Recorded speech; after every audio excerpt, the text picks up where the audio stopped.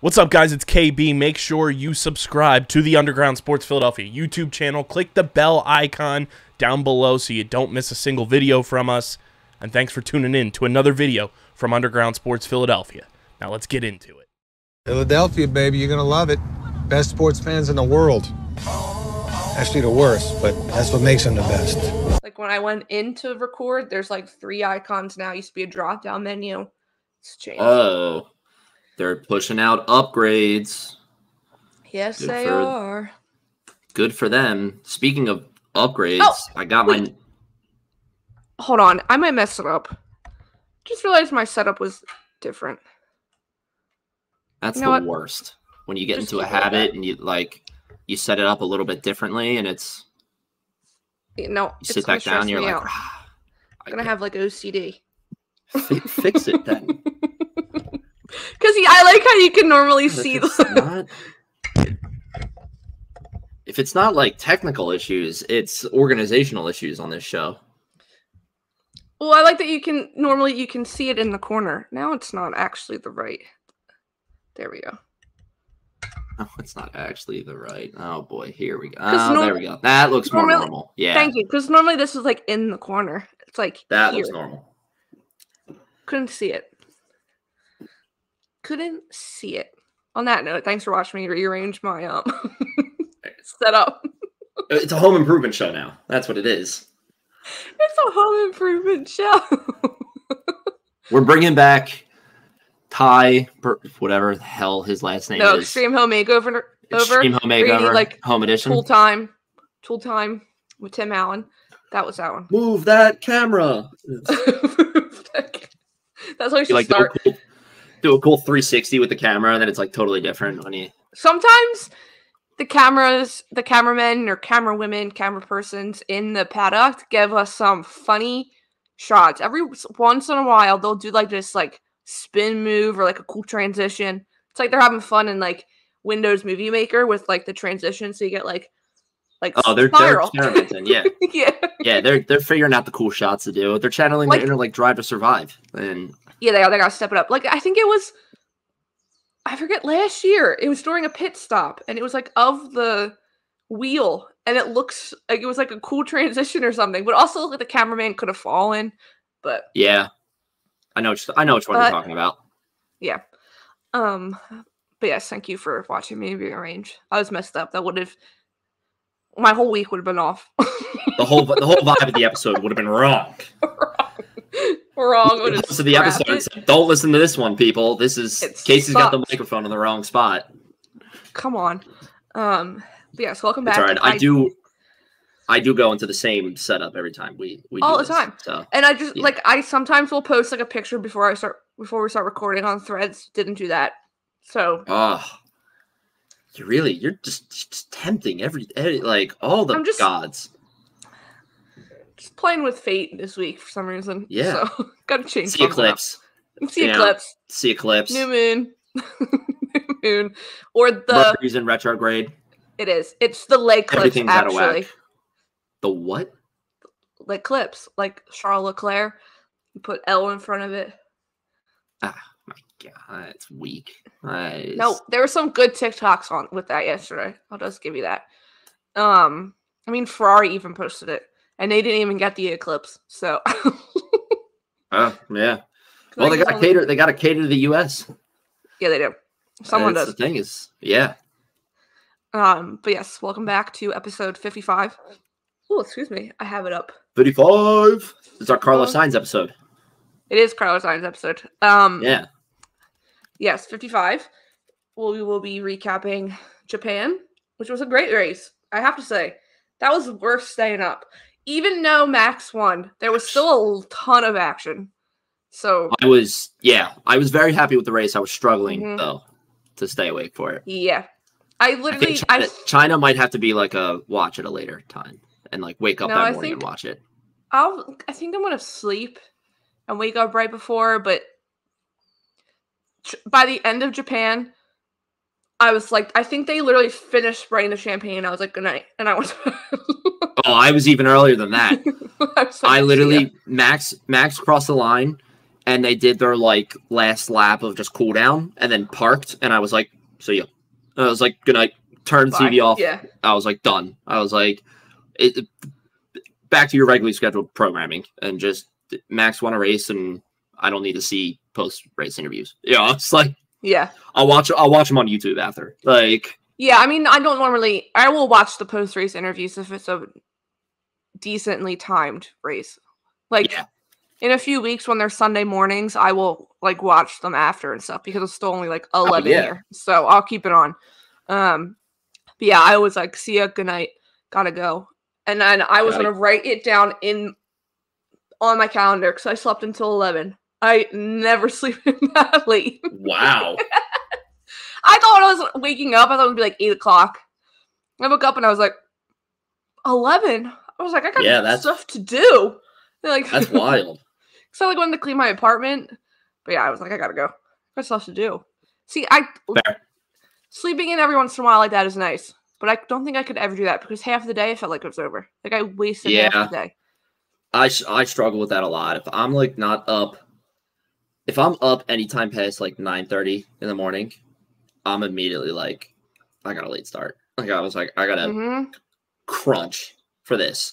And it's not true at all because it's like even if it's like I wake up at 9:30 and I have something at like noon, like that's still 2.5 hours to sit and have a breakfast, have coffee, or do something before I go anywhere or anything. And but no, I was up and out. About art. I wanted to do stuff, so I literally was like up and out of the door in like maybe 30 minutes. So I wanted to run errands and then I want to come back and like clean my apartment. But by the time I was finished like cleaning my apartment, it was 4 o'clock, and I was like, I can't even take a nap. I was like, because I'll never then go to bed, so it was fine. But that was our weekend. Push through at that point. Yeah. But yes, weekly news. There is actually one piece of weekly news that happened today, which is very exciting. And then our Japan recap, as always. Owen said we'll be back next week with the Pints and Pit Stop. So yes, he'll have. I will actually have beer this time to drink. Ahead. Is your thing back at work? No, it's just my friend from work. He told me about this brewing company in Maine, Connecticut, somewhere. New England territories, and he was driving up this weekend, and apparently they're like known for IPAs, and they're like the one IPA, it's called the Julius, is like one of the best IPAs like people have ever had in their life. And he was going this weekend, so he was like, does anybody want anything? So I got a 4-pack of the Julius, and then I got a 4-pack of the King Julius, which is their like double IPA version of it. Oh, nice. Cool. Yeah. So you actually have like a real. Yeah, you do. I'll have a real beer. I'll have a real beer to try. We'll get back to Pints and Pit Stops. I know it's kind of been a lull the past 2 weeks. Not much is going on. Next week will be fun because it's the first time China's back since before COVID. So that'll be that'll be good. But yes, as always, a meme of the week brought to you by no one. No one. Not yet. We're working on it. Not yet. Do you want me to go first or you go first? I'll go first because mine might be a little bit harder to explain, but I also okay. Sorry, I only have one, but now I could have two, but it's not really a meme, so I'm just looking for it. Go ahead. That's fine. So my picture is obviously for anybody who listens to the show long enough knows that I'm a huge Star Wars fan and huge just nerd in general. So this is a comic of Star Wars, and it's a shot of Darth Vader saying it is acceptable, but it's like the context of the comics I've read this issue is like he's pissed off about something, and Darth Sidious tells him like, you know, this is how it was, like I meant to piss you off with this, like, but there was a reason for it, and he says like it is acceptable. So it's when Max dominates the Japanese Grand Prix, but he made Penelope happy. So it's like the anger of Max coming back and winning, which we knew was going to happen, but still you're like, ah, shit, like he did it. And then it's like, but you see, he made Penelope happy. So it's like, all right, that's fine. You know, and it was I'm pretty sure what this is referencing is the helicopter ride with him and Penelope. Yes. I saw a short clip. I didn't see the full video, but I saw a short clip of Max and Penelope sitting in the window seat in a helicopter. And it's like turning and she's looking out the window and seems very happy and excited and everything. Yeah. So. No, that was so cute. All you heard during the so I don't know if you went back and watched the podium, if you saw the clip. you hear her screaming Max's name. It's adorable. Like, you hear her over the crowd. I think they had a mic because her and Kelly were right there. So I think they had a mic near her, but all you heard was her little voice yelling Max.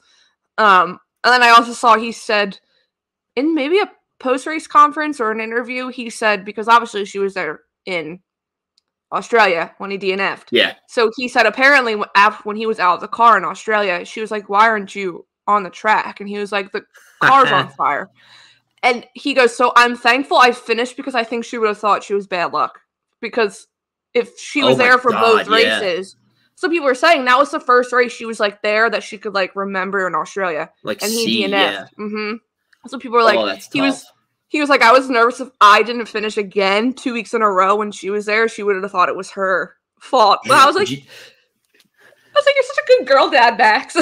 Yeah, could you imagine if he did DNF this weekend? And like, if he did DNF, I would love for his like post-race or like post-DNF interview. Oh, yeah. To only focus about like, well, now Penelope's going to think that she's bad luck. So like, that's what I'm mainly focused on or anything. But not that I think it would be that, but that'd be pretty funny if he was like post-race, he was like, well, Penelope thinks she's bad luck now. So I got to go deal with that.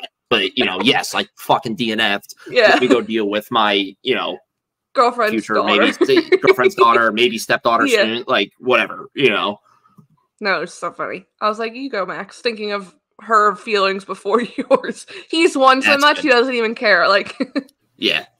Okay, I'm gonna do the sentimental one first. Okay. Oh God. Oh. So it's not really a meme. That's what I said. Okay, so Charles Leclerc, obviously we all know he had a special helmet this past weekend for Jules Bianchi, which was a sick helmet, just for the reason, but also the design. When you saw the back-to-back, it was pretty dead on for what Jules wore in 2014. But on lap 17, which was Jules' number, is when Charles Leclerc took the lead. So it was, I didn't realize that in the moment, and then I saw it after, which was, that was nice and cool to see. So that was my, obviously, that's cool. Extremely far from a meme, but the world works in mysterious ways. Okay, now this is my real meme. So there was this little kid, this little child that's freaking adorable with his dad wearing, and on his shirt is the George Russell doing the pose. That's like fantastic. That's on his shirt. So they invite the little kid up, and George takes a picture with it. The whole entire video is adorable because it like pans to Lewis being the one taking the photo, and like his smile is huge. Like, it's adorable. I don't think you're gonna be able to hear it, but I'll try. The way the little kid is screaming sounds exactly like the little car from Cars when it's saying Lightning McQueen. I don't even need to hear this video because I know exactly what. Can you hear it? No, I can't hear it, but like I said, like I can see that video and hear the scream in my head. So this is good. I did see this exact tweet, actually, the one that you're showing. So I was like laughing at that earlier today, but this is so good. I didn't see all the stuff though where he got invited down and Lewis is taking the picture and everything. That's awesome. Where the video is from, like this one of him and the dad. Because Mercedes shared it. Well, George shared the picture that like post-race stuff George posted like this weekend sucked, but like that was the first photo, like him and the little kid. It was so freaking, and they're both doing the pose. Like George gets down on one knee and they're both doing the pose. It's adorable. Then you realize what's on George, like the little kid's shirt. And then Mercedes posts, or F1 and then Mercedes each post a video where they like show a little kid because he's screaming or she's screaming like that in the audience, and it's so funny. So then they invite the little kid up on stage and everything. But then the dad's on Twitter and like posted, and it was like, this was a dream come true for like me and my like, it was adorable. Win for Mercedes. That's very good. The only win they had all weekend, but win for Mercedes. Win for Mercedes. I wouldn't say they did have a win. They had one other win this weekend. I'll get into it, but because I don't know what you're talking about. So, it's on our show notes if you want to look at it. But I will get into it. Oh yes. Okay. Yeah. But yes, moving on. So, we'll do our one piece of weekly news. That happened literally today. So, PREMA, they Racing is confirmed it will be joining IndyCar for 2025 and will be paired with the Chevrolet powered cars. So they'll have two. They're gonna have two cars or two seats for next year. And there's rumors that they're gonna be having like a veteran with experience. So that means a vet in IndyCar and then paired with a rookie. I mean, PREMA has so much talent. I mean, that's what Ollie Bierman's with. Mick Schumacher was with them. Charles Leclerc was with them. Joe Guan Yu was with them. Like they're maybe up there with McLaren. I mean, with Red Bull in their like junior driver development. I'm pretty sure they had Oscar also. Like they have a ton of talent. So I can see. I mean, there's people that I think it's Frederick Vesti. He's without a seat right now. And I could see him going over to IndyCar. I mean, people were automatically throwing around like Daniel Ricciardo. Mick Schumacher was in their driver's program, so if he went there, but it will be exciting to see that they're making room for them. That is cool. That's PREMA is like PREMA, however you pronounce it, is like the one F2 team that I know, and it's like the one that I actually like. If somebody just said PREMA to me, like I would know instantly what they're talking about and know that it's F2. So yeah, that's cool that they're expanding, and I like that it's going into IndyCar and everything. And obviously, we've seen motorsports as a whole explode, especially IndyCar and F1 and everything, just from Drive to Survive and all that stuff. And I think F1 and each respective brand is feeling still the effects of that, which is good. And it's cool to see that PREMA can do this now and is doing this now. And they're just like, you know what? Let's get into IndyCar. Let's expand into that market and go from there. So yeah. It also is like, because they have 27 cars in the field right now, IndyCar. Yeah. This will take it to 29. So I can only imagine I would love to have been a fly on the wall today at Andretti because of how like obviously it was probably in the works for a while, but it's like IndyCar was just like open the door for him, like, oh, come on in. Meanwhile, Andretti's like fighting tooth and nail to get two other cars on the grid in F1. So it can only and that was the immediate reaction. People were like, look how easy it is to like just expand it so you can have two other drivers because there's so many people that deserve seats. Like it's it deserves seats and want to be in this and or have been working their entire life so like they actually can get a shot. But yeah, so it'll be exciting to see. And then they'll also get to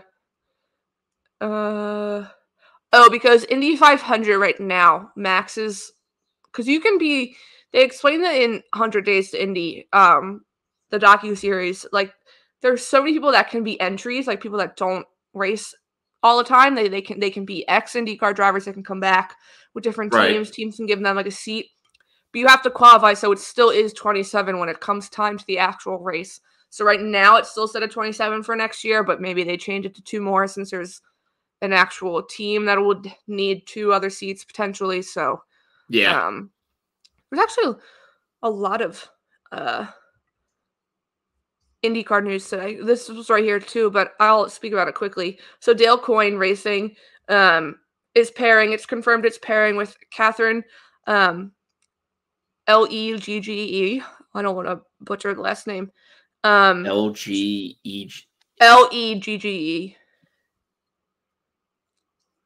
Legge. Leg. Sure. Legge. Leg. Yeah. Yeah. So she will be driving. She'll be the driver of the number 51 Honda during the Indy 500. But her sponsor is going to be Elf Cosmetics. So that was just cool, like a big thing for women in motorsports today and stuff. Yeah, it's very cool. It's cool to see because right now you have Charlotte Tilbury in with F1 Academy. Now you have Elf Cosmetics and with IndyCar. Yeah. So like. It's cool to see. It's expanding. It's expanding. It's expanding, people. Women in motorsport. Yeah, so that'll be exciting. We'd like to see. I think this weekend is practice sessions for Indy 500. They always have them a few weeks before, but we don't have Peacock anymore. You can watch all of them on Peacock, all the sessions. Right. But yeah, now you have it. That also is explained in. You should watch the 100 Days of Indy, but now it's on Netflix, so it's easier to get to. It is on my list. Oh, if it's on Netflix, then it's going on my watch list. That is, I didn't realize it was last week. It joined Netflix. The first. I did not know that. I am absolutely throwing that on my watch list. Like I said, I like it a lot better than Drive to Survive. So my list. There we go. It's on my list now. Now it'll definitely get watched because, I've never used. This is a tangent. I've never used the watch list feature on Netflix or any show, and it's really nice because I save things and then I'm like, oh, I'm looking for something to start watching. Oh, let me go to my watch list and go boom, boom, boom, boom. And it's just there. I don't know why. Instead of mindlessly scrolling, what can I watch? What can I watch? Yeah, it's I've started and I started thinking now when I go to Netflix, I'm like, all right, I want a new show to watch. My first thought is what's on my watch list. Instead of just let me just scroll and look and everything and see. But now it's on my watch list. It'll definitely get watched. Cool. I just have to finish 5 other shows that I'm watching. So 5 other shows. No, yeah. It's what's it called? It is a good one. It's more of a homey. I was telling Mom because Drive to Survive is so dramatized, obviously. Oh yeah. I mean, you even have drivers saying that's not what happens. But it gives more of a family feel because you learn more about them outside of the track, off the track, about their families, the background. That's nice. Yeah, so it is a nicer feel. So I do. I like that, I like that with Full Swing. Full Swing kind of has that mentality too of we're gonna, kind of come into your homes and see your family side and your family personal life and everything. And I like that. Makes me feel like I can connect to the players on the PGA Tour better. And I would love if Drive to Survive did something similar, but I know Drive to Survive now has made its name for drama on the racetrack and everything and multiplying that by 10. So I don't think that'll ever happen, but regardless. No, it's definitely, I like it better. I like it a lot better. Okay, moving on. Japan. The Japanese Grand Prix. I hope it stays at this time of the year forever. Yeah. Because cherry blossom pictures. It honestly, the amount of pictures that we got and the amount of content we got with cherry blossom stuff makes me wonder why it was never, this time of year. Why at least it wasn't this time of year sooner. Yeah, you would it would just make sense. Just every picture that came out, you were like, this is just art. This is it looks so good. All the drawings and teams did for their posters, fantastic. Oh yeah. All the shots of through the cherry blossoms, looking at the track, gorgeous. Looked fantastic. So it came from my TikTok, and it was one person saying the only I posted today. I was little did that tree know it was going to be famous after this weekend because it was the same tree. It's the same angle, but someone on TikTok from the grandstand took a video and zoomed in. It's literally 2 or 3 trees right in that spot. And someone in the comments goes, "Now I'm just imagining all the photographers up in the tree." Yeah, right. They're could you imagine photographer lugging up all their gear and then they slam a ladder up and it's climb up this tree and yeah. No, but it was some of the coolest race photography that I've seen. Yeah. I mean, I'm a little biased because I do love cherry blossoms in general, but it was some of the best. I mean, even Max was no, it looked like he was it was prettier. The track looked prettier. The surrounding area looked prettier this time. I mean, even when they would bring up the top 3 graphic or the timing sheet after each session, the background was cherry blossoms. I was this works. Again, why was it not this time of year sooner when you have these trees in full bloom and something that Japan is very known for having the cherry blossoms and imagery. I feel every time I see a picture or some form of drawing or image from Japan or it done in Japan, there's cherry blossoms in it, and it's why didn't you do it earlier? But it definitely it made everything just look so much more artistic and very nice and very cool. And it was just like, yeah, like do this again. Like come back this time of year. I just quickly Googled. So this is that Andrew Benson from BBC. This is from August of 2022. It says F1 has wanted to move the Japanese Grand Prix to April for some time since Liberty took over. Basically, the idea being it's best not to hold an F1 race in typhoon season, plus cherry blossoms, etc. But for some reason, the organizers don't want to change the date. So they've been fighting for it. Okay, I pull back my statement. You were trying. Okay. Well, then props to F1 for getting it in April and getting it during a gorgeous time of the year and having all these beautiful and artistic photos come out with it. It was definitely well worth it. All the imagery and the media from this weekend was stunning. It was awesome. Out of this world. Yeah, I mean the race posters too. It was like made for you and like comic book nerds. Like Stakes was so good. All of them were fantastic. Like, yeah, so good. Even RedBull's was like a little animated, but it was almost like when you looked at RedBull's, you got the understanding it was like Japan. Because it was like a cartoon. Like I feel like the cheeks were like they had rosy cheeks. They were over exaggerated, almost like. I want to go find those again. The race refresh posters? my head. Yeah, especially Red Bulls, because I remember seeing other people's, but I'm like having trouble remembering Red Bulls. Also, Red Bull's hats were so cool. Oh yeah, they were very cool. Yeah, they were so different. This. Oh yeah, that's right. Yeah, like that makes me think of like Asian culture, Japan and stuff like that. Looks sick. But yeah, no, the stuff from the race were sick. But yes, also something else I have literally noted before we go into anything else: the overtakes. Yeah, there were so many. Everywhere. Overtakes everywhere. But every single one was good. Every single one was like the coverage did a great job of snapping to them. Yeah, they did. And showing them and getting to that many overtakes, I'm sure can be a logistical nightmare or production nightmare for a live TV crew.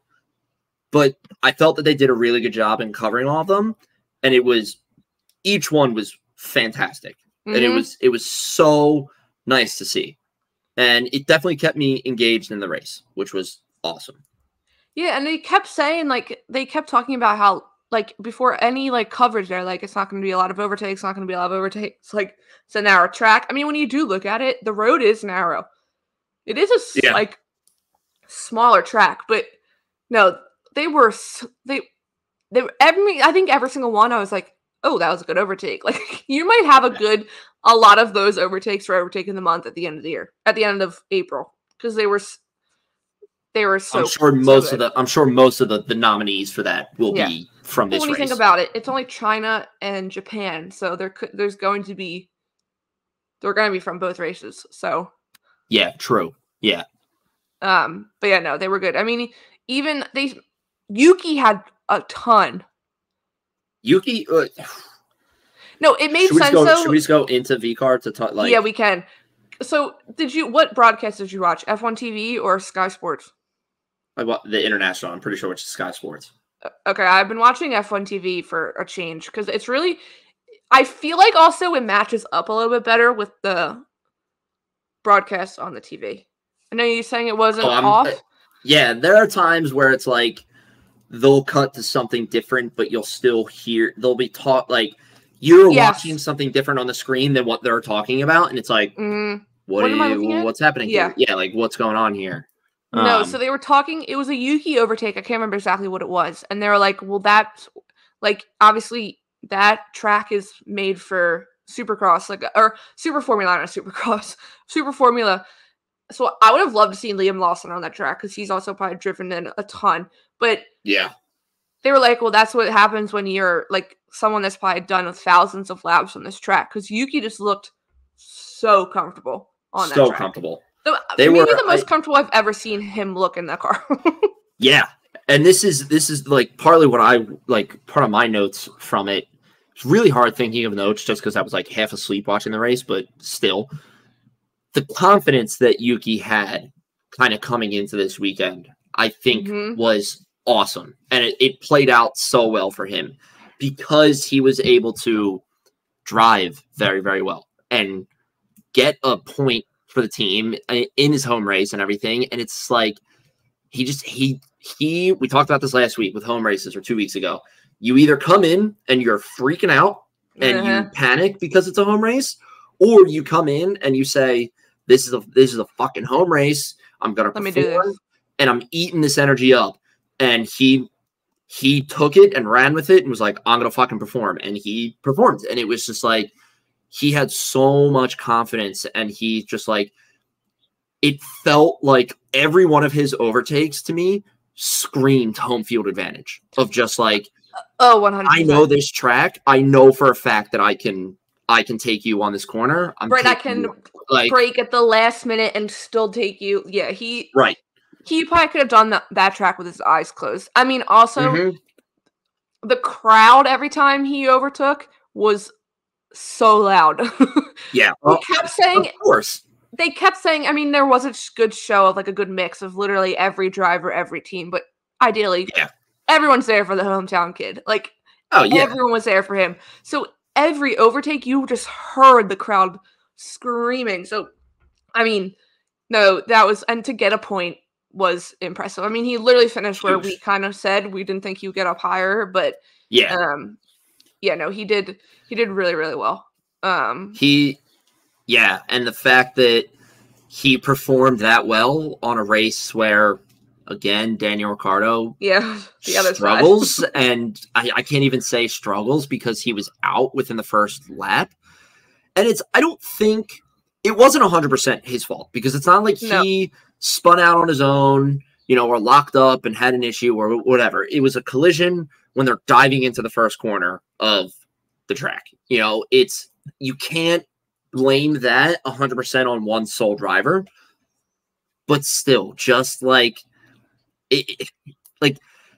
Yuki just took an underline, like put his performance in like bold, just because he had that undertone of, oh, Daniel crashed.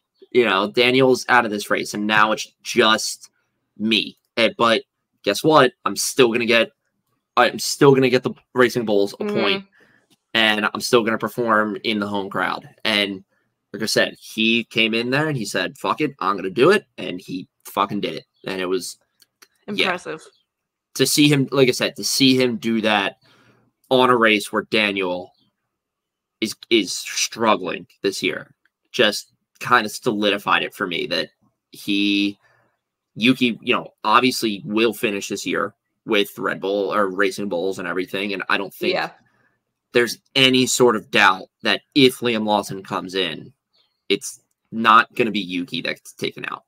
No, and I just keep saying, well, speaking of the TV crew, this part made it into one of Mark's articles from this past weekend.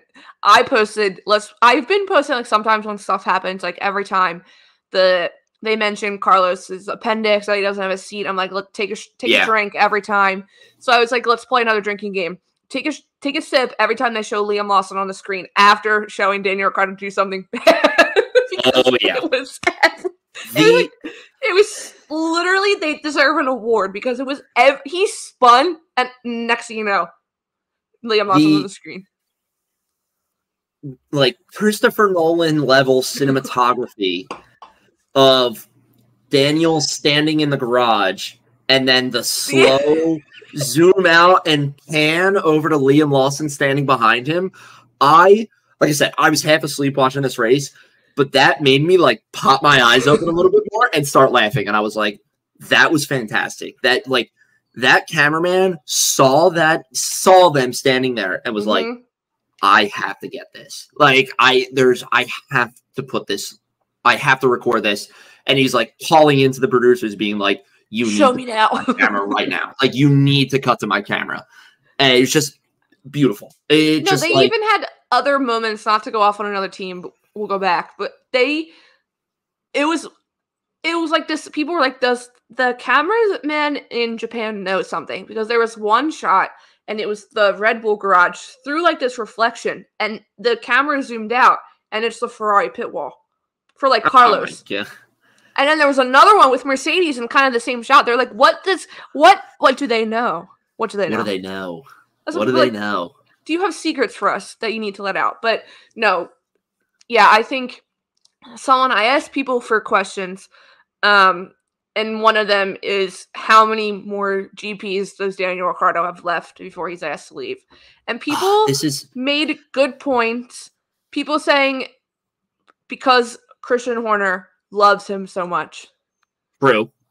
Does Christian Horner not want him to go? And he gets the pressure from higher ups within Red Bull being like, he's got to go. Like, I do see. Yeah. So this is such a good question, because I honestly was going to ask you the same thing about Logan Sargent and just when we covered Williams in general. So we'll jump ahead, but like, I definitely think that Daniel can get 1 to 2 more races because of how much Christian Horner loves Daniel Ricciardo and believes in him. And also to not forget that, Daniel Ricciardo has a very victorious past in racing. And right now is just giving all the signs of, I'm just hitting a rough patch, and it's like, I think he gets, I'll say this, I think he gets 2 or 3 more races extra than because of his relationship with Christian Horner, and also because of his past. If it was like Logan Sargent, who has never really shown anything good. He doesn't have the past that Daniel Ricciardo does, like, he would get booted a lot quicker, so I definitely think, like, if he continues to perform this way until the summer break, which is July, right? No, August. August? There's okay. So many races until the break. So maybe that's a little too far. If he's still performing this way until the end of June. There's 10 races until the summer break. Holy shit. I did not realize it was that much.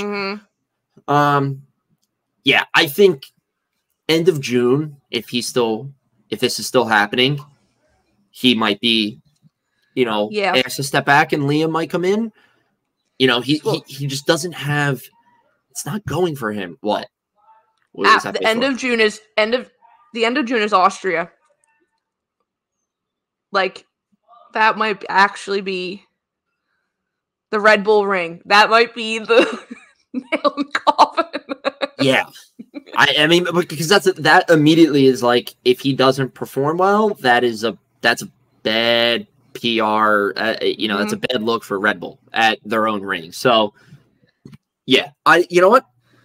I'll give him to that. If he performs poorly through the Red Bull ring, the Austrian Grand Prix, he's gone. Yeah, I'll say it. If he doesn't do anything to improve his performance. No, it's definitely. I mean, so they took a photo. VCarb took a team photo at the end because of Yuki finishing the points, like with the nameplate. I don't remember what it said. Right. People noticed. Well, there was a meme with it. It was like that one, might be like 1st through 10th place on a podium, and like 10th place is the one spraying himself with champagne in the face. I've seen that before. Like, they were making fun of VCarb for doing that, but I mean, I think because Daniel Ricciardo had to go to the stewards after for that crash with Albon. Yes. He's not in the photo. It's Yuki and Liam with the team. See, these are already the signs. These, like, sure, he had to go to the stewards, but they couldn't have been like, oh, hey, this meeting with the stewards will take 20 minutes. We'll do it when he gets back or something.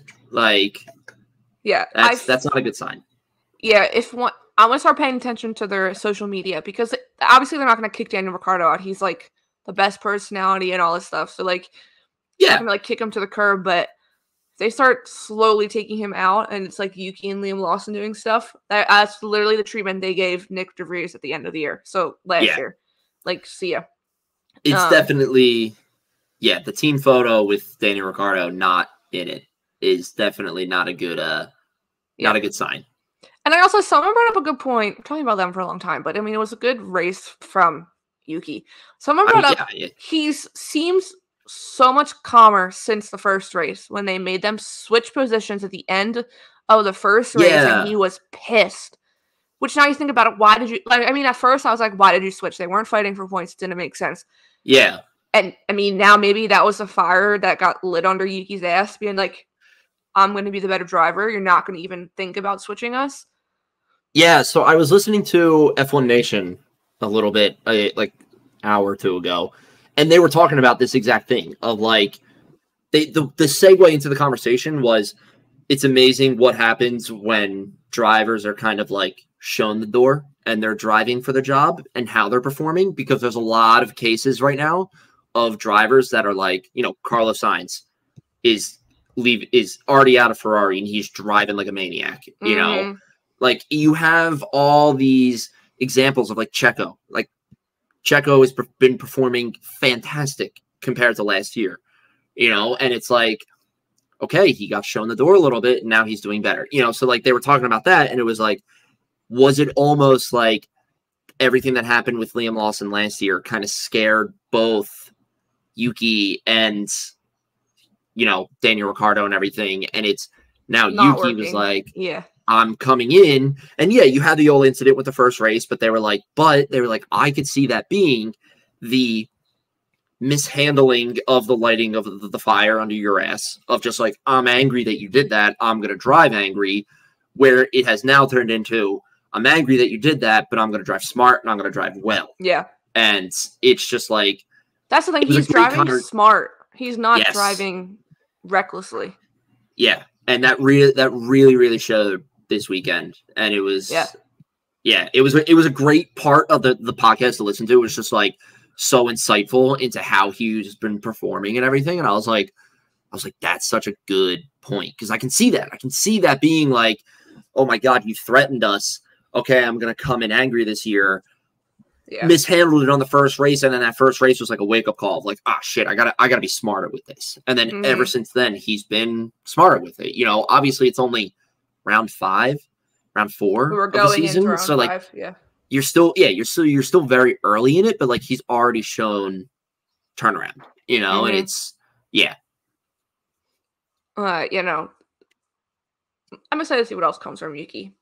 If Daniel Ricciardo can turn around is the biggest question, but the other side of the Daniel Ricciardo crash was Williams, obviously. They are their own worst enemy right now. They just keep digging themselves deeper and deeper into They really can't get out of their own way. And first you have the Logan crash during practice. That was that was pretty bad. He like caught air the way that was When I saw I feel like it always happens with every crash, is like you see it happen in slow-mo and then you see the aftermath of it and you're like, oh, that wasn't too bad. And then you see it in real time and you're like, oh shit, like he got like whipped around. Definitely a scary crash, but glad he's okay. But like, did you hear the radio clip of him saying I'm sorry after he crashes? His voice. You hear it in his voice that he's just like I'm on like my last strike, you know, like I know that I'm close to the end and I just did this. And it's like the only thing that I can say is just like, I'm sorry. Like, and watching that car bounce across the gravel, I was like, oh my God, the chassis of the car, the chassis of the car. Well, and then people automatically were like, so Alex was still driving Logan's car from Australia. Right. And Logan was in Alex's car that was like repaired, but I don't think they could do a decent repair job. So people were like, yeah, technically he didn't crash his car. He crashed Alex's car. There you go. There it is. Yeah. But then, you have Alex who gets it. Really, the crash started from Lance Stroll, right? He like gave no room to Daniel Ricciardo. Daniel Ricciardo then goes and makes contact with Alex Albon, and they go into the wall. Both were obviously okay, which is what everyone hopes for. But yeah, they were both obviously out and Albon was out of the turn 1, turn 2. I mean, it literally was. They went around the first turn. Everybody's bunched up as they always are going into the first turn of a race, and then going into the beginning of the snake of the back and forth S part of the track. That first turn, the bank into it, they went off and we're into the tires on the side in the gravel and everything. It's just like when you watch the onboards from different angles or different cars, I posted that the Racing Bulls cars did not look good. If you watched both of them, even Yuki included, they were skidding over. I feel like they were shaking. Huh. But then Yuki, I feel got it under control, and then it was, I would say, Daniel didn't. Right. But yeah, obviously bad weekend for Williams. I thought Logan was gonna. I was like, Logan, this is your shot. I was really hoping for that. I was like, get the points, please. I was like, you, but he didn't. So, yeah, I was really pulling for Logan because, like I said, he knows that he's on the last straw. Yeah, and like I said, I'll throw the question back to you: how many races do you think Logan gets until I don't think they kick him to the curb. I think because I don't think they would bring Kimi Antonelli up from F2 because they've only had 2 races. So I don't think, and that's the driver pool they would have to pull from. And Mick is now driving in another series, he's in the endurance one, I'm pretty sure. So I don't even think they could bring him because he's technically in the Mercedes pool. So I don't know. It's also Williams. They never got rid of Latifi. It's true. It's true. Maybe Logan he doesn't race and everything because they can't literally repair the car. They have no money or parts. They're getting a third car in Miami. Yes, they are. They just have to get through China with no issues. Literally, the minute Logan crashed, I was like, "Oh my god, the weekend." Which, I will say this, it makes me nervous thinking about it now because the first turn in China going into the second turn too is a very long, slow, right-hand slow turn, which is good that it's a slower turn, but having that immediate long, almost like you're on an entrance ramp to the blue route or something, just going around in a circle, and then you're immediately coming out of that and turning the other way. I have a feeling there's going to be some issues there, and I don't think red flag. I don't know if it's going to be red flag enough. If it's going to be bad enough for a red flag, it's a slow turn, so it's I definitely think there would be contact between a couple cars. Maybe there's a couple punctures in some side pods or tires and whatnot, and then front wing need to be replaced.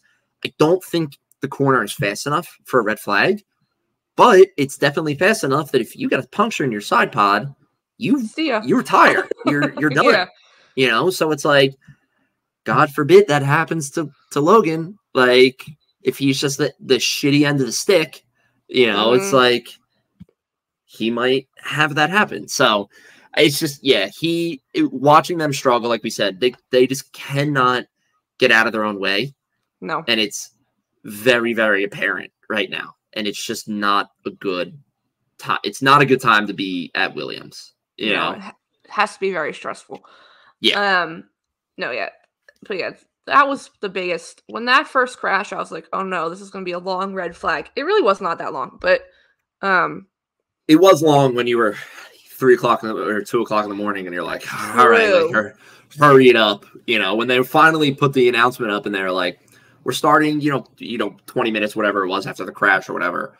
I was like, oh, thank God. I was like, the race is going. Quick mentions before we go into the other ones. Haas was pretty good. I feel like they're getting it together. Something really noticeable to talk about with them, but they're doing a good job. They got me. Did they get me points this weekend? Because I had both. I had both drivers. I had both Haas drivers on my fantasy team. I was very happy with it. I took Alex Albon out and I put in a Haas driver. I didn't. So when I saw him crash, my first thought was, thank God I took him out of my fantasy lineup. No, and he made me lose a lot of points, Alex. I lost 20 points for him. But I picked up Yuki, and I picked up Haas for my team. That's good. There you go. Uh-huh. Yeah, they didn't get me any points, Nico or Kevin, because Nico was 11th and Kevin was 13th. But yeah, solid weekend for them. I mean, it's a good weekend for Haas when it's not a bad when it's a okay weekend. You know, like nothing bad happened. That's a good weekend for Haas. That is, we got in and out of a race, a clean full weekend. Race weekend, and we had a nice clean race weekend, and it was like okay, like we did it. Cool. That's a good weekend for Haas. You know? Steak Sauber had good pit stops. I was so excited for them. Pit stops. Well, didn't they have a 4-second one? Yeah, they did. The second one was bad for Joe. And then he really went back in and retired. It was like his last one because he went in run lap, and then next lap he was back in. I was like, what the heck? And then he was in there for way too long. I was like, he's done. I thought the same thing too, because I noticed that exact same thing. He went in for a regular pit stop, and then like at most 2 laps later, was driving back down the pit lane. And I was like, there's got to be something wrong. And they even said for that one with him right before he retired, they didn't change the wheels. I forget what they did. It wasn't a normal pit stop. So I'll give them that. But I mean, there was no wheel nut bouncing along the pit lane. Yeah, both definitely was good. I mean, 4 seconds is an improvement from your 11-second or 20-second average that you've held so far this year. You know? Did you hear that car beep outside? No. Oh, wow. That was really loud. I thought you heard it. I also have all the windows open, so I was like, so do shit, they definitely heard that. No. But good pit stop from them. Trying to think who else. I mean, Aston Martin was noticeable, but not crazy if you want to talk about them. The one thing I did notice about Aston Martin, and I honestly didn't even notice this during the race, this is, again, thanks to F1 Nation for pointing this out, but there was a whole thing in Australia with Fernando indirectly causing the crash with George because of the whole dirty air and everything and whatnot. And when Oscar was behind Fernando did the same thing and kept Oscar in the DRS range. And I forget who was talking about it on the show, but they were basically saying when they all noticed him doing that during the race, they were all like, oh shit, he's doing it again. He does it a lot. Now they were talking about Fernando Alonso, and they were saying when he leaves, it's gonna suck because he's very, very good at defensive driving. Yes, and he is. He's a very good strategic thinker in the way of how we saw Charles Leclerc, break down the whole race and give a thesis on the race last year in Abu Dhabi. Fernando does that on every race. That's just common knowledge to him. So they were talking about that, and they were like, it's going to suck when he leaves because we're not really going to get that anymore. He's really the only guy that still kind of blatantly does it and is very obvious with it. But yeah, they were just laughing because they were like, oh yeah, 1 week after, causing a crash with, George Russell, here's Fernando Alonso again, putting somebody in dirty air. And they were also just talking about it was a very important lesson in defensive driving for Oscar Piastri. And he probably watched that and was like, I want to hopefully they were he watched that and was like, oh, I could learn a lot from this, but that was really it from them. Well, we had Lance Stroll's hilarious radio message where his voice totally cracks. Oh, that was good. That's right, where he was talking about the cars are in a totally different class or whatever. Yeah. And he was like, it's just so bad. And that was good. Very good. By that point, that was very late. And I was zoned out. And when I heard that radio message, I was like, what was that? I'm happy I heard that because, like you said, that was really late in the race. And I'm pretty sure, can't remember 100%. I think I fell asleep from lap 33 to 42 or something. Because I don't blame you. That was a boring part of the race. I don't ever remember seeing 37, 38, 39. And I remember seeing a 33 and then just waking up and it was lap 43. And I was like, but nobody changed in the leaderboard. Like, it was like No. no major like changes or anything. And I was like, oh, okay. And I just like kept watching it. But yeah, I'm happy I heard Lance's prepubescent voice crack. It was good. It was so good. I don't know who you want to talk about next. Let's go. Let's do Mercedes, McLaren, Ferrari, Red Bull.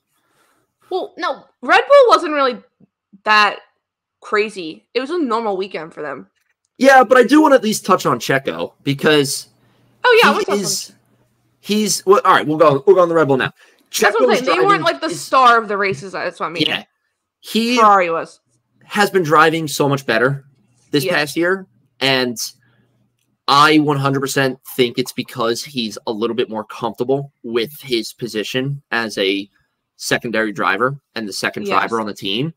And he's kind of just like, I know my role. And again, I think it does kind of play back against the thing of like what F1 Nation was talking about, where they were like, you know, when you get shown the door a little bit, like you can see the door opening, you know, you kick it into, you know, you lock it in a little bit. And I definitely think it was part of that. But I also think it was the fact that he is so comfortable. And the fact too, now Max, I think, finished the race about 10 seconds ahead of him. It wasn't a very big gap. But the other thing too was qualifying. Max only had him by like 0.05 of a second. Like it was like less than like a millisecond or something. I just saw it on Twitter earlier today. It was like their onboards, like from the front wing of videos of Checo and Max. Checo almost had it until like the last sector or something. Yeah, Checo almost had it. He looks very comfortable in that car. I don't know if it's also because this car is not that much different from the RB19. Like the side pods are really the only thing that changed drastically. So maybe he's used to this car. Because obviously at the end of last year he was in good form. So right. But yeah, no, it wasn't that big of a gap. And yeah, Checo almost had pole. Oh, also, I said this to you. That was the first time Checo was starting on the front row since Miami of last year. Literally almost a full 12 months. Yeah. Which is wild. And the first time they were starting, it was a Red Bull front row since Bahrain 2023. Or no, Miami they were front row, right? Or was Charles front row? No, I think Miami they were front row. Yeah, so don't listen to me for that one. But yeah, first time Checo qualified front row since Miami of last year. I remember when I saw it, I was like, "There's no way," and I quickly Googled it, and like all the articles were saying that. I was like, "Oh, okay, yeah, okay." But yeah. But can you pause the recording real fast? We're back. Quick pause. We're back. No, quick pause. To them, it just kept going. But yes. I mean, Red Bull was Red Bull. I just realized I don't have on this list, and that's how noticeable they are or not noticeable. Alpine. I mean, they really didn't do anything. That's all I can say. I just realized that too. We don't have it on the list. But that's okay. That's just how they are. That's okay. But yes, moving forward, we can go Mercedes next if you want, and we can finish with our top two. Faves. Yeah, Mercedes. They had a decent race. Lewis finally looked like he understood that car. He stopped messing with the freaking setup and actually looked okay. Yeah, but it was interesting. He was saying at the end, he was like, I couldn't turn, and that's why he let George pass him. Right? I thought I heard him say that. Oh yeah, but I also think George was quicker. It was when he came over the radio and said, do we want to let George pass? Someone literally on Twitter was like, somewhere Nico Rosberg is crying in the corner because Lewis is like a good teammate at that moment. They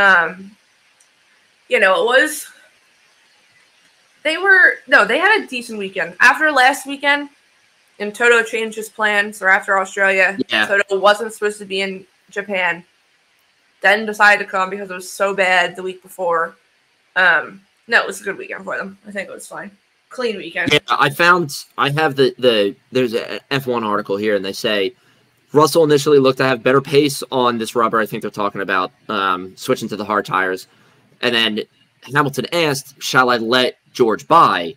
And essentially Hamilton says, you know, the car is never what I hoped it would be. It's never what we hoped it would be. I got some damage, I think, in the first stint at the restart with Charles, and I had massive understeer, like huge understeer. So that's why I decided to let George by, because he seemed quicker and I just couldn't turn the car. Okay. So he was able to move, but it seemed like every time he was going around a turn, he had huge understeer and was thinking of the team. It was just like, all right, George, go ahead of me. Like, I'm not gonna sit here and hold you up. Yeah.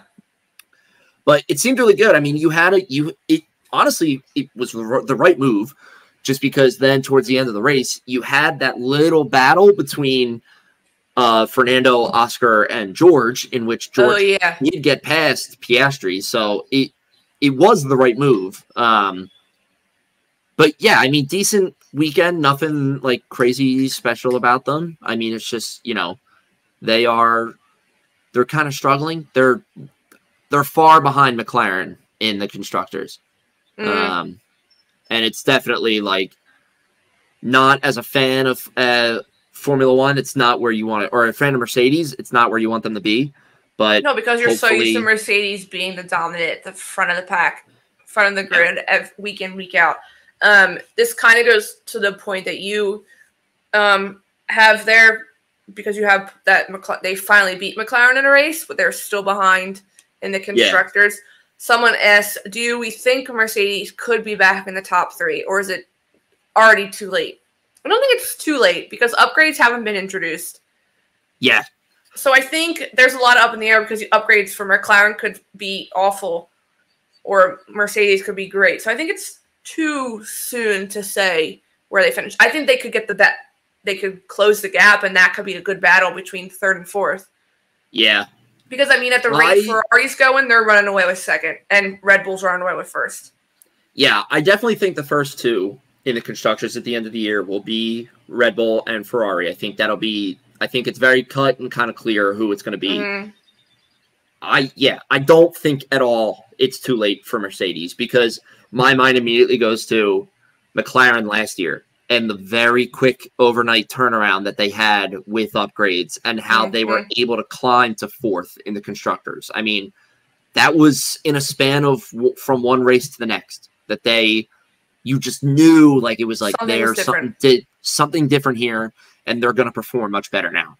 And there's no reason why Mercedes couldn't do the same thing, you know? Yeah. So no, it's definitely not too late in the season. If this was round, I feel like this might be way too late to say, but if it was like round 20 and they were kind of in the position of where they are now relative to the points at that point in the season, yeah, I think it would be, you know, maybe a little bit too late. But, you know, again, anything can happen in these races. Max can go out, Checo can go out. You know, you get first, you get 25 points. That would close the gap a lot right now. I mean, McLaren's sitting at 69 points, and Mercedes is at 34. So think, if they get one pole, one race win, they're back in it. They're back in it, you know, 10 points behind McLaren. That's a huge gain. So no, I don't think it's too late at all. But no, it's definitely not. Yeah. But like I said, good weekend for them. I think it's the weekend they needed after last weekend, or after Australia. So yeah, 100%. McLaren. I'm gonna open up McLaren with Linus's question. Okay. Okay. He wants to know what you thought about Lando pitting behind Charles. Nothing. Okay. As a newer F1 fan, I have a lack of experience in the true I'm tense, clenching my toes moments in these races, and Lando pitting behind Checo, not Checo, Charles. Lando pitting behind Charles was the first time that I was like, this. I'm tense because this could change everything. Because if Charles has a bad pit stop, or Lando is even just quicker than him and gets out in front of Charles, changes the whole race and changes, I think, truly the whole outcome of the race. I do think right now that Ferrari is the quicker team than McLaren. Yeah. But I also think that, Lando would have put up a good fight of keeping Charles behind him. Yeah, because you even thought, like, after that pit stop, that's when they gave team orders to Ferrari, so then they switched. Because they told Charles, your race is with Lando. But then Lando, like, was falling back. So I feel like after that pit stop, I don't remember where they put him on, maybe the mediums. That they didn't seem as strong as... It was either medium or hards. I can't remember. Yeah, it was pretty... I think it was hards. I mean, I was literally I was tense for that entire section of that race as well. Yeah. But yeah, no, that was Linus's question. I thought was going. No other questions. That's a very good question. Yeah, I mean, that was, like I said, that was a moment in the race where I was fully awake, fully aware of how the hell is this going to play out. And yeah, like I said, I do think Ferrari is the better team right now than McLaren. But again, like we said, upgrades could come and it could be shit for Ferrari and it could be great for McLaren, or it could be the other way around. And it could totally change the outcome of the season. But I do think that it would have changed the outcome of the race a little bit. And it was definitely a tense moment. And when Charles beat him out of the pits, I was disappointed, but I was like, that's okay. Like, because they literally was pulled away at the exact same time. I think it was like 2.3 versus like 2.9.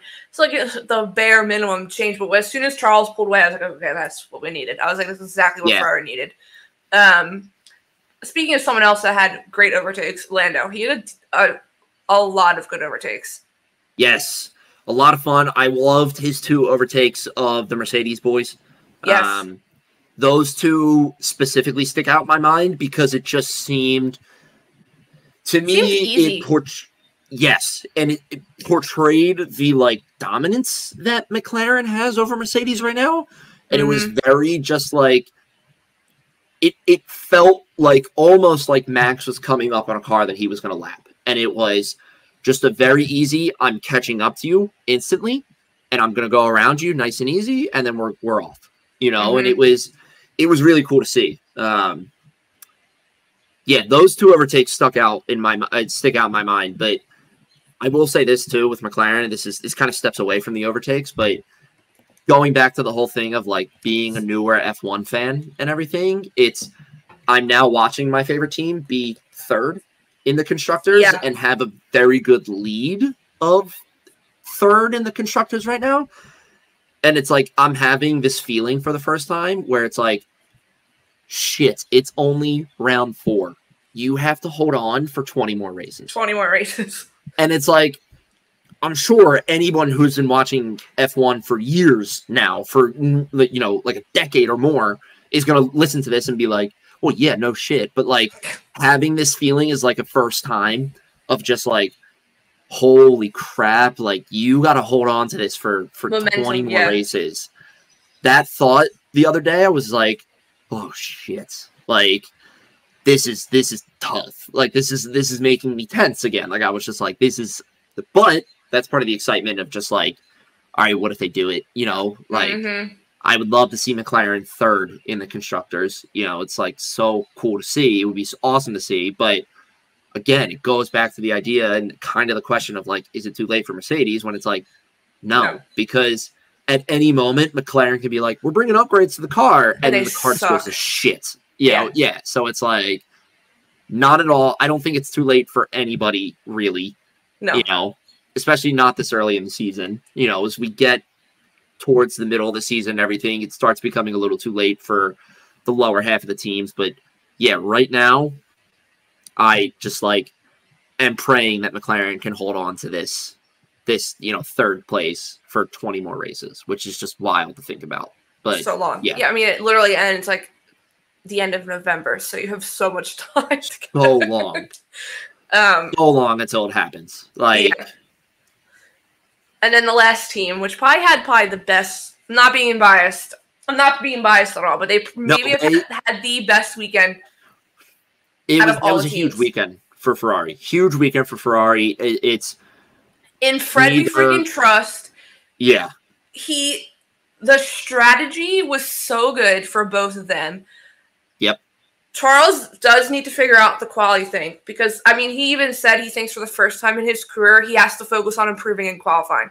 When has he ever had to improve in qualifying? Never. Yeah, that's a first-time statement from him. But I also think they took some stuff from qualifying to improve the race pace, and it's showing. It's working, yeah. And the tire deg, so today was an article that Leclerc had little to no tire deg. And he was the only, and he was one that did a one-stop. I mean, you had Lando, you had Max, you had Stella from McLaren, you had Helmut Marko maybe. You had someone from almost every single team being like, I don't know how Leclerc did the one-stop. Yeah. I mean, before he went off, right before he finally did the pit stop, they were saying he was keeping the same pace in those old mediums than he was when the people with the brand new mediums. It's wild. I don't know what. Thank God, because this time last year they would get 2 laps in and those tires would have been gone. Gone. Destroyed. Just literally destroyed. But yeah, clearly, I think no guess to anyone, whatever I'm trying to say, that I did vote Charles for driver of the day because he went from P8 to P4. I think if he had huge, and the one-stop strategy that paid off brilliantly. Carlos, another insane weekend. I mean, I will give it to him. That man is driving for a seat. He is literally, his resume, he's building that resume exactly what. The stat that I heard that blew my mind was so far this year, now granted, it's only 4 races, but in every race Carlos Sainz has started, he's finished on the podium. Yeah, it's wild. He's got 100% podium rate right now for every race he's been in. And it's just, he is really, really making the case for someone to sign him. And it's just the way he's driving is he's driving like a maniac right now. Mm-hmm. And it's great for him.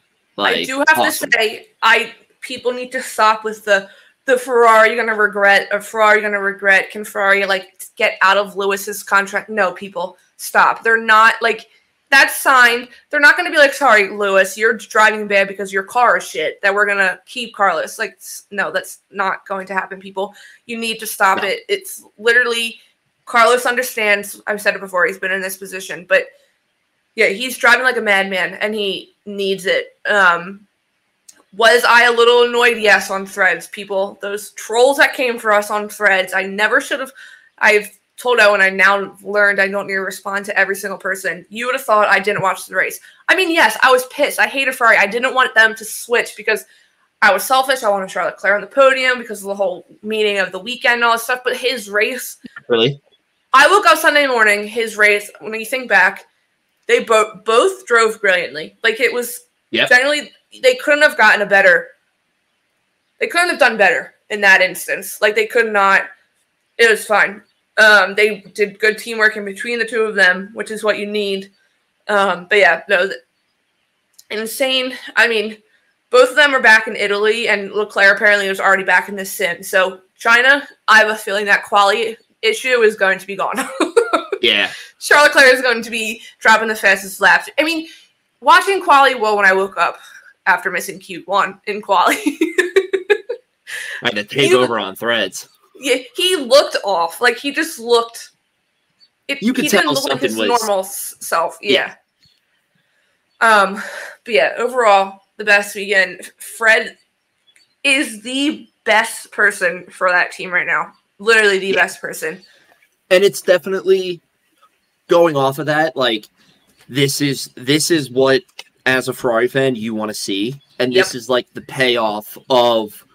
Okay, now everything about this car and this team is well into the Fred regime, and this is the results we're expecting from the Fred regime. The fact that, Charles had a shitty qualifying, but the fact that he was able to kind of just put it behind him and then go from 8th to 4th, yes, that's a great, that's a stopping once. And an awesome testament to Charles's driving ability. But when you think about it too, he didn't have it I would never expect him to go 8th to 4th in the car that he had last year. There's not a chance in hell that I would think, okay, Charles is an 8th. Best he can do is like 6th. That's it. Like, and even then I'd be like, that's a reach. He's probably going to fall back, like fall behind, you know?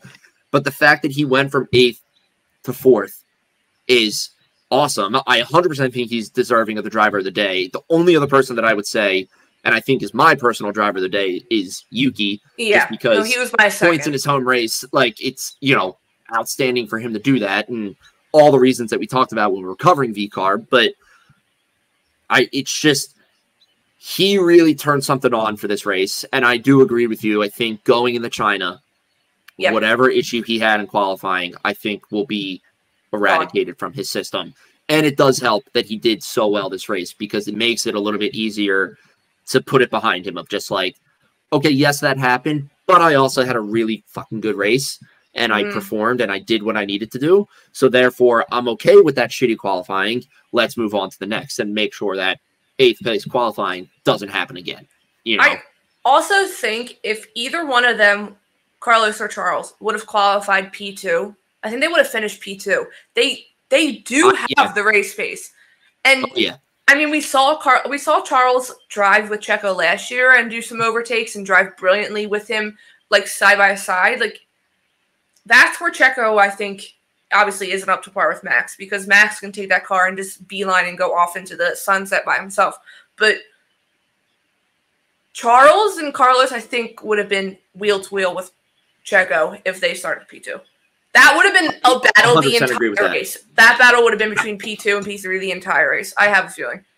Yeah, I completely agree that, and that goes back to the way that both Charles and Carlos are driving right now. It's just like while they don't have the superior car to Red Bull, I do think that their driving experience and their driving ability would make that happen. Of the, okay, we're in P2, we're going to stay here for the whole goddamn race, you know, and then it's going to be an awesome fight for P2 the entire time. But no, and I also keep thinking back because it was even in Drive to Survive. Well, wait, first, I can already see Drive to Survive next year with how well Carlos is doing now. And they're going to make it seem like Ferrari's going to regret signing Lewis. I can see it now. 100%. Totally see it now. But how quick they had the Italian men, or everyone was writing off Ferrari last year with Fred. And I just kept saying, it's not Fred's car. Yeah. Look at this car now. Look at the car now. Yes. Yeah. And Fred worked on other things last year, got the pit stops faster, worked on the strategy. This year, that car is there. Tire deg is gone. Like, finally.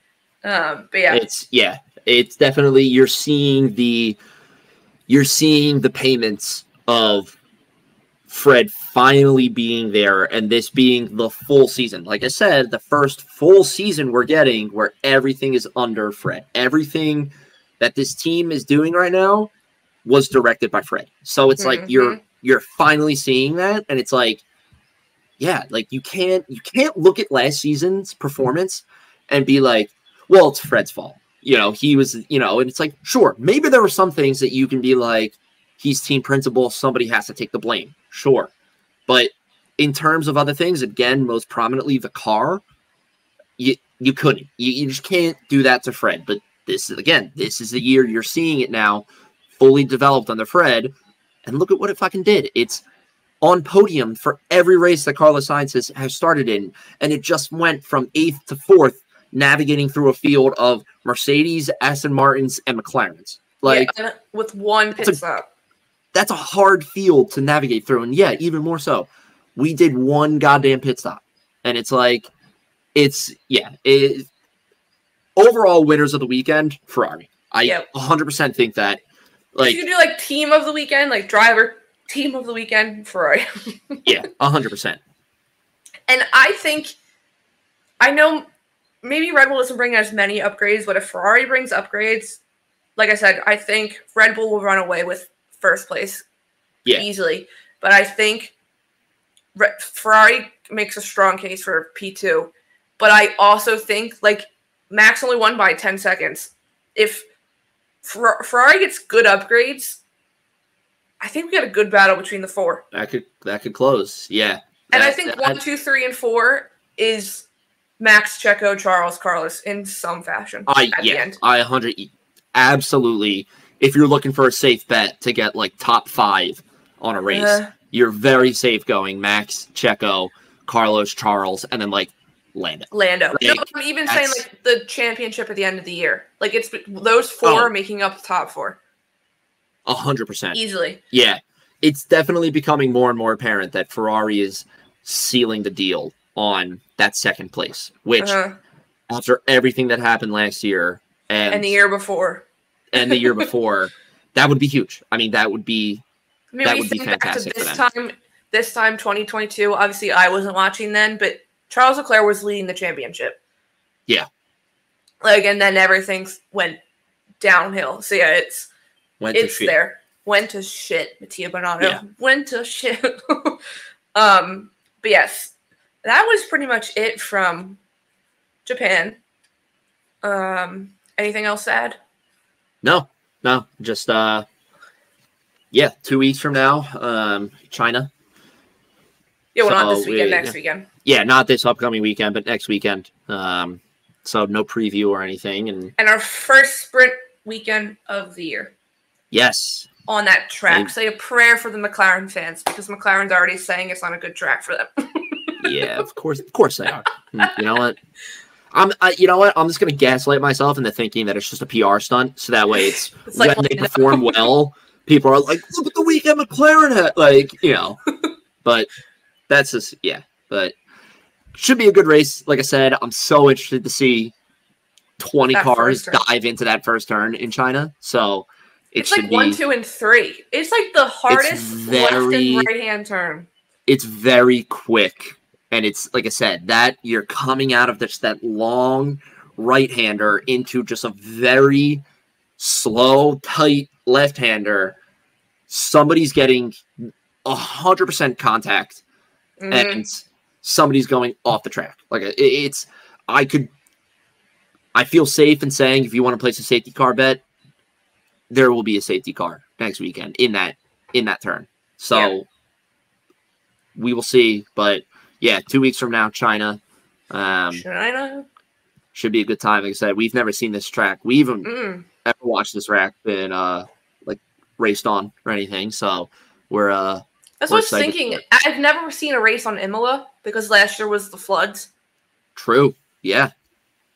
That's where I'm showing my green card. That's all right. It's what happens. Yeah, but I mean, China hasn't been there for a while, so yeah.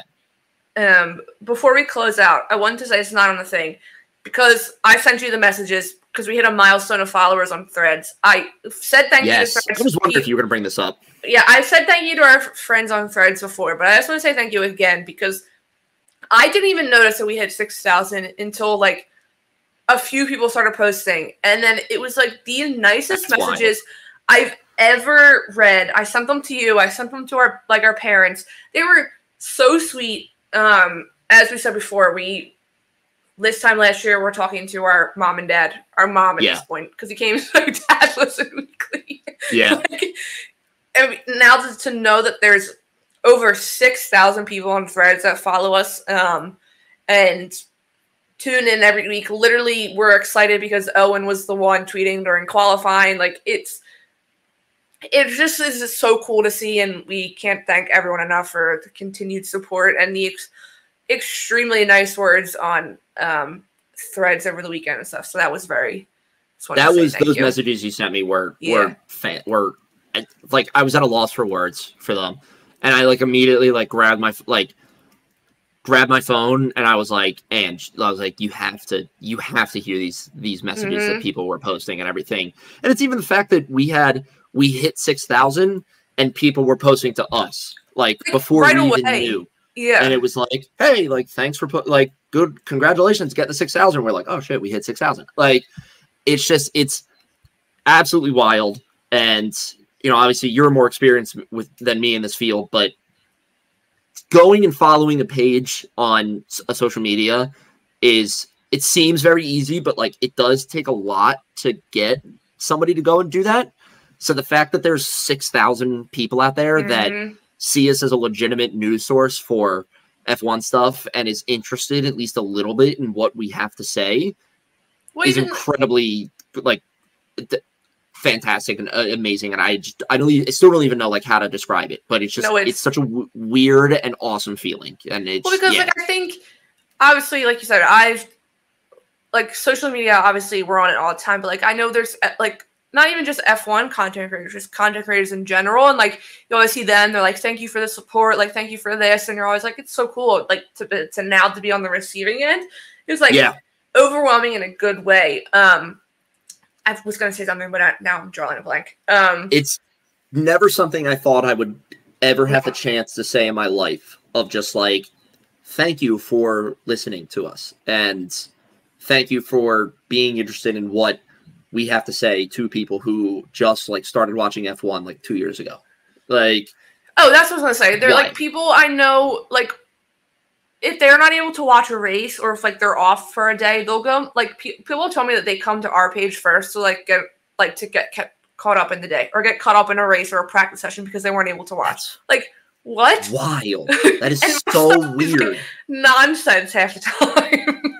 So that's such a weird and amazing and awesome thing. But yeah, so I just wanted to end on that. Just say thank you. End on a happy note, yeah. Yeah, it's literally out of this world to think about that there's over 6,000 of you following and posting us. These past 2 weekends, I have seen an uptick in the negative side, but it's never anyone that follows us or whatever. Yeah. But everyone always says, I think we low-key make it when we get haters. When you have haters, you have made it to a certain degree. When you get people that will watch your shit and then be like, I don't like that, I'm going to go comment on it. Like, that's, you made it to a certain degree. I will also say, too, I just checked. Another milestone, maybe, I don't know, that we hit. We have 51 Spotify followers, which is awesome. Just even having 50, like, people that are now on Spotify alone, like, that are interested in knowing when we post a new episode. So, if you've made it this far in the episode, you know, hour and a half in. We're back to our long episodes. We gave you 1 week off. We had a lot to talk about this week. Yeah. Again, thank you so much. That's so cool to see, and so cool to know that there is 51 people out there that are like a notification every time we get a new episode. Yeah, no, every time when we do this, you know, and when we sit down and publish an episode, and it's even weirder and more like amazing that there's 6,000 people out there that are at least the tiniest bit interested in us. And it's so cool. So thank you so much. Yeah. Do you want to close this out for real, or do you want me to close this out? I'll close this out. Okay. Keep it short. Do you want me to time yet? Can you time me? This is my version of Pites and Pit Stops.